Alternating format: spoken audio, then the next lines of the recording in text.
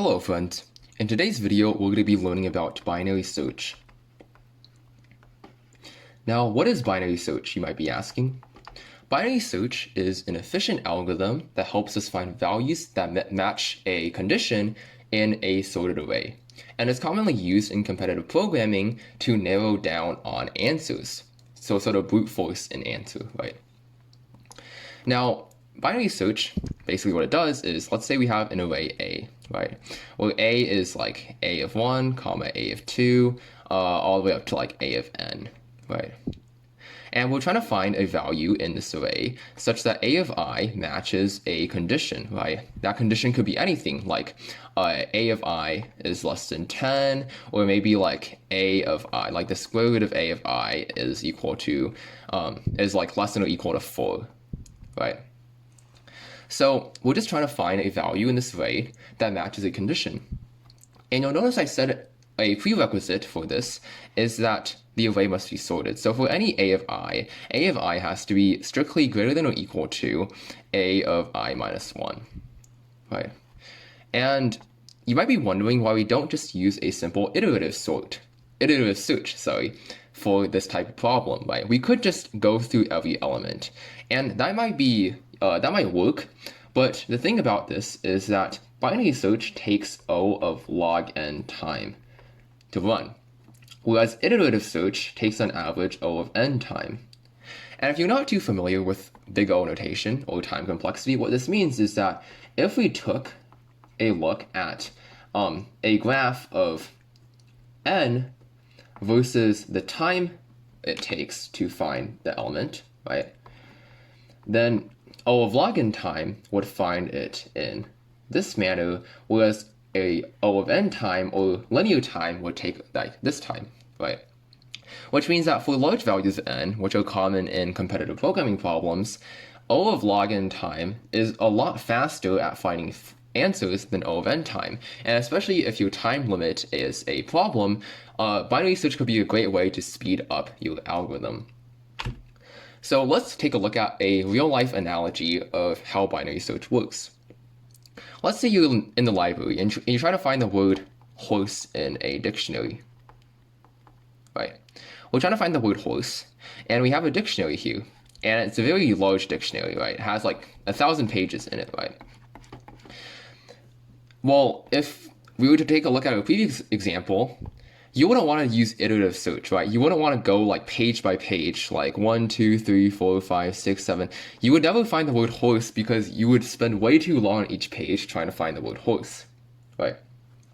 So as I think many of you do, you would take this book and you would split the dictionary in half, right? You would find approximately the halfway point in the dictionary, and you would take a look at that page, right? And let's say that page has the word night on it, right? So now let's think about this. If we know that the page in the middle has the word night, and the word horse comes before night, right? So horse is basically like less than the word night. We can think about it like this, right? And we know that horse is less than night, then we know that anything that comes after the word night we shouldn't look at, right? We shouldn't search through any of these pages because the word horse is never going to be in these pages, which means that we're only going to be taking a look at the pages before the word night, right? And then what this does is it basically gives us a new dictionary that is half the size of the old one, right? Now that's pretty great, right? In one step, we basically remove half the pages from us having to search, right? And again, we can take a look at this new half-size dictionary, right? And then we can take a look at the middle page. Now let's say the middle page has the word giraffe, right? We know that the word horse is greater than the word giraffe, right? So we can say that like horse is greater than giraffe, right? Is greater than giraffe. Well, because it's greater than giraffe, we know that none of these pages up here are going to contain the word horse. So instead, we're going to look at all the pages down here. And this gives us a new dictionary that is a quarter of the size. Again, we're just basically narrowing down the problem space by 1/2 each time, right? We get a new dictionary that's a quarter size, and we can run the same process on this dictionary. And in the end, we'll be left with a single page with that page being the word horse, right? And this is how the binary search algorithm basically works. For every step, we take a look at the halfway point and we decide whether or not we should look in front or behind the halfway point, right? And this nature, if you want to go into the maths of it, this halving nature is why this algorithm has a time complexity of O of log n, and why the graph looks something like this, right? So let's take a look at how to implement it in code, right? Let's say I have an array. Let's say like A equals this array, and we'll have some elements in it like 0, 1, 1, 3, 4, 8, 10, 15, 15, 17, 20, 25, 28, right? And let's say we're trying to find an element, right? Our problem here, a very simple problem, is find the greatest A of I, where A of I is greater than let's say like 15, right? So we're trying to find the smallest A of I. Sorry if I said that wrong. We're trying to find the smallest A of I, where A of I is greater than 15, right? So that's our condition. Our condition is that A of I has to be greater than 15, right? So we know our condition, and we're trying to find the smallest value where this holds true. And first off, we know that this array is sorted, right? None of the elements that come after an element are smaller than it, right? It's a sorted array. So how do we go about finding this element? Well, first off, in the code, we're going to initialize two variables, right? We're going to have a pointer called low, which is going to be set to 0, and we're also going to have a pointer called high, which is going to be set to n, right? Where n is the length of the array, right? So it has n elements in it. And basically, these are going to be our boundaries, right? These are our boundaries of where we're searching, right? Where low is here and high is all the way out here. Now, basically, how this algorithm works is we're going to cut this array in half, right? So we're going to make a new variable. Let's call it mid, right? And mid is going to be equal to low plus high over 2. Now, mid is going to be an integer pointer, and you might be wondering, do we round up or round down? Because it might be true that low plus high is an odd number, and we have a decimal, right? Well, I'm going to go into this a bit later, but it actually depends whether or not we round up or round down. For this problem, though, we're going to round down, right? So this is going to be a floor division, right? We're going to take the floor of low plus high over 2. And let's just calculate that real quick, right? So n is 1, 2, 3, 4, 5, 6, 7, 8, 9, 10, 11, 12, right? We have 12 elements in this array. So that means that high is going to be equal to 12. Right? High is going to be equal to 12, so that means our mid is going to be 0 plus 12 over 2. And if we perform that calculation, we get 6, right? So basically, what that tells us is that our mid pointer is going to be at index 6. 0, 1, 2, 3, 4, 5, 6, right? We're going to take a look at the 6th element in our array. And you'll sort of see this is like us dividing our dictionary in half and taking a look at the middle page, right? So A of mid, array of index mid, right? That is equal to 10. And now we perform a check on this pointer, right? We check if 10 is greater than 15, right? And we'll realize that, no, 10 is not greater than 15, right? Which means that we haven't had a number that's large enough to satisfy this inequality, right?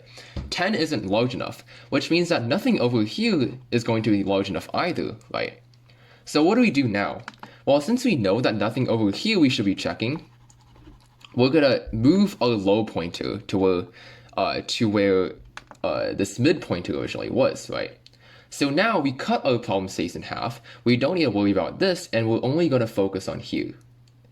Now, what you'll notice is that what we're actually going to do is we're going to loop through this, and we're going to eventually get to a point where low equals high, right? And we're trying to find this point where low equals high, because that means that at that point, both these pointers are going to be pointing at the same number, which is like us finding the single page that has the word horse on it, right? So we're trying to find this place, but this is never going to happen if we just keep on moving them to mid. So what we're actually going to do is we're going to, what I like to call, cheat a little bit, and we're going to set low equal to mid plus 1, right? So we're actually going to move low here, right? So we're going to say low equals mid plus 1, and that's going to be equal to 7, right? We're going to take the 7 index, 0, 1, 2, 3, 4, 5, 6, 7, right? We're going to take the 7th index, and we're going to take a look at that, right? So now we can run this process again, right? We're going to erase this, and we're going to take a look at what mid is. So mid is low plus high over 2. So mid is going to be 7. Oh, wrong color.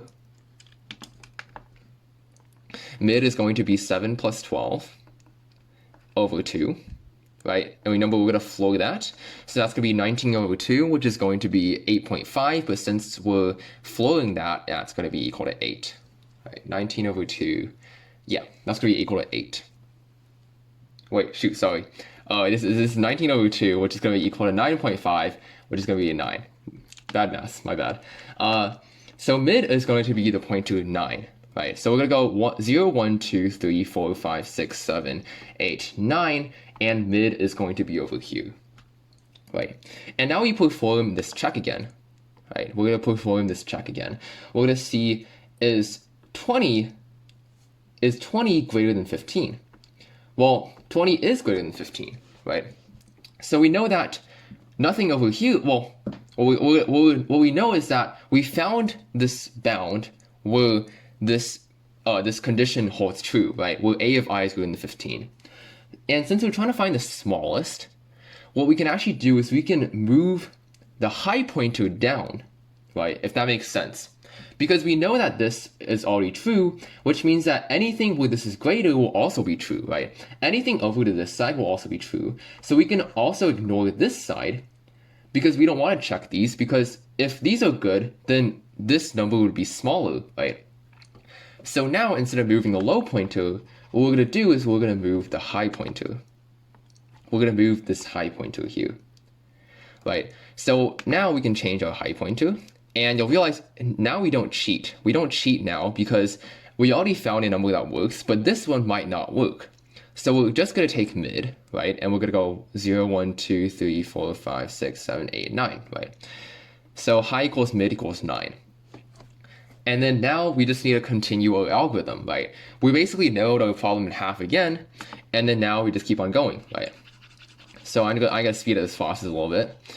Mid is going to be equal to low plus high over 2, which is going to be 7 plus 9 over 2, and that's going to be 16 over 2 equals 8.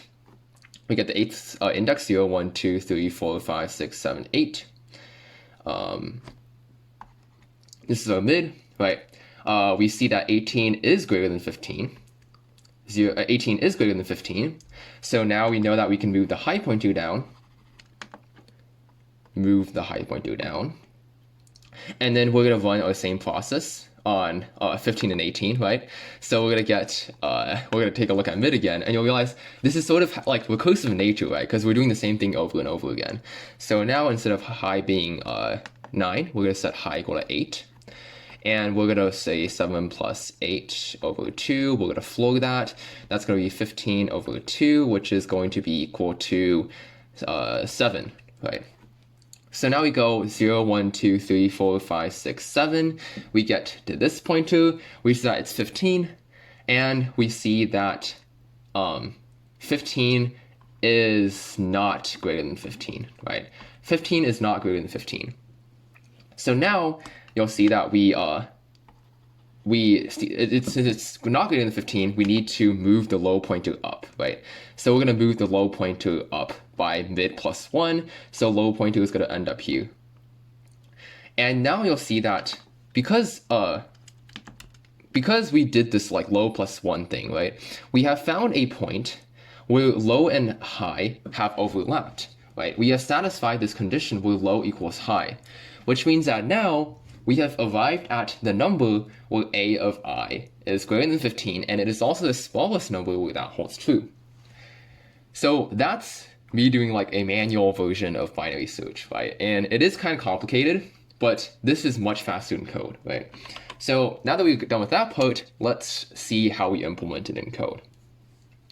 So first off in code, let's have like an array, right? So this is, I'm not actually gonna run this code because I don't have like a problem to run it against, but we're gonna have a vector, like a vector of ints, like a, right? And then we also need a condition, right? So usually in competitive programming, you would have a check, right? So I like to name it is possible, right, with int x. And then it returns, oh sorry, this is a boolean.